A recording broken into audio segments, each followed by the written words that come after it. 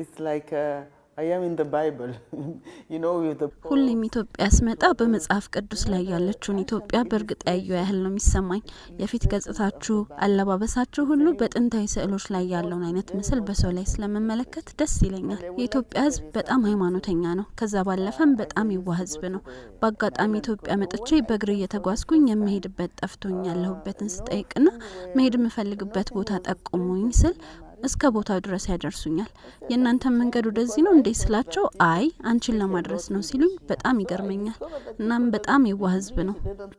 they don't speak any language, foreign language. They speak their own languages, and I say how could we communicate with them if we don't. እኔ ሁሌ የሚገርመኝ ወደ ኢትዮጵያ ስመጣ ሁሉም ሰው የሚናገረው የሀገር ውስጥ ቋንቋዎችን ነው።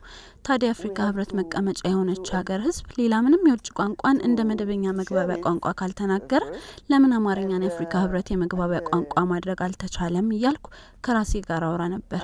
ከዛም የአማርኛ ፊደሎችን ስመለከት በጣም ተገርሜና ውስጤ ቀርቶ አማርኛን የአፍሪካ ህብረት የመግባቢያ ቋንቋ ለማድረግ ተነሳሳው። ይህን ሀሳብ ማንሳት ከጀመርኩ 10 ዓመታት ያህል ሆኖኛል። I will start with myself. I will start through myself. That's why now all my movies, the credits are subtitled in Amharic. እኔ የፊልም ባለሙያ ነኝ። አማርኛ ቋንቋን በሰብታይትል አማካኝነት ለተቀረው ዓለም ለማስተዋወቅ እየሰራውም እገኛለሁ። And the film starts.